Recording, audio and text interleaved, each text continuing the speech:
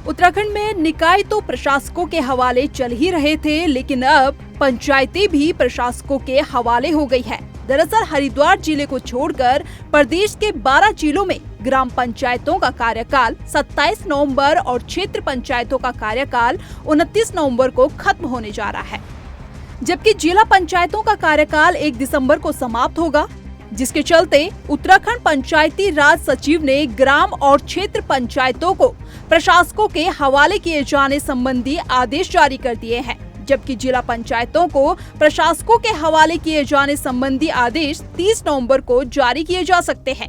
वहीं निकाय के बाद पंचायतों को प्रशासकों के हवाले करने पर सियासत भी गरमाने लगी है। विपक्ष सरकार पर कई सवाल साध रही है।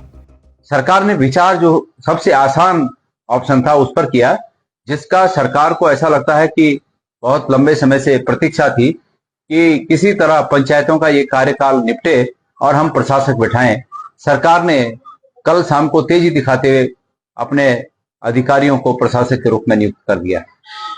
मैं ये समझता हूं कि सरकार इस प्रदेश के चुने हुए लोगों की उस जनभावना को समझने में नाकाम रही, जिसके तहत तमाम पंचायतों के प्रतिनिधि ये कह रहे थे कि हमें कोविड के कारण उनका जो कार्यकाल प्रभावित हुआ है उसके एवज में कुछ कार्यकाल बढ़ा कर दिया जाए। सरकार ने पूरी तरह असंवेदनशीलता दिखाते हुए उनकी इस मांग को सिरे से खारिज किया है। मैं उम्मीद करता हूं कि ये तमाम जनप्रतिनिधि सरकार के इस रवैये को ध्यान में रखेंगे और आने वाले पंचायतों में सरकार को इसका जवाब देंगे। एक तरफ विपक्ष सरकार पर कई सवाल साध रहा है, तो वहीं दूसरी तरफ शहरी विकास मंत्री प्रेमचंद अग्रवाल का कहना है कि पंचायत को प्रशासकों के हाथ में देना संवैधानिक बाध्यता है। नहीं, ये संवैधानिक बाध्यता है। चुनाव जब किसी भी जो हमारी संस्थाएं, निर्वाचित संस्थाएं, यदि उनका कार्यकाल खत्म होता है तो उसके तुरंत बाद उसे प्रशासक फिर नियुक्त करने ही पड़ते हैं। संवैधानिक बाध्यता है। हाँ, ये बात ठीक है जो आपने कहा कि समय से पहले उसका तैयारी हो जानी चाहिए। तो यहाँ हमारा उत्तराखंड की परिस्थिति अन्य राज्यों से भिन्न मैं कह सकता हूँ, क्योंकि यहाँ आपदा प्रदेश भी कह सकते हैं, अनेकों बीच बीच में वर्षा का ये सब रहता है, फिर लगातार चुनाव की स्थिति भी हमारे यहाँ बन रही है।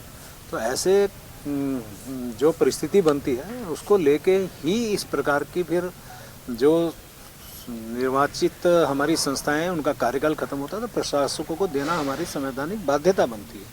तो उसमें कोई दिक्कत नहीं है, लेकिन चुनाव भले ही हम लोग लेट कर हो पा रहे हैं, लेकिन चुनाव तो हम फिर भी करेंगे। 1 साल से निकाय चुनाव टाला जा रहा है। प्रशासकों का कार्यकाल भी 2 बार बढ़ा दिया गया है और अब यही हाल पंचायत चुनाव के भी नजर आ रहे हैं। पंचायत चुनाव कब होंगे इसको लेकर फिलहाल कोई बयान नहीं आया है, लेकिन निकाय चुनाव को सरकार ने 25 दिसंबर तक कराने की बात कही है, जो कि वर्तमान स्थिति में संभव नजर नहीं आ रहा है। ऐसे में नए साल में ही निकाय और पंचायत चुनाव हो पाएंगे, लेकिन वो भी एक साथ हो ये भी संभव नजर नहीं आ रहा। इस रिपोर्ट को लेकर आपकी क्या राय है, कमेंट करके जरूर बताएं। साथ ही चैनल को यूट्यूब पर सब्सक्राइब और फेसबुक पर फॉलो करें।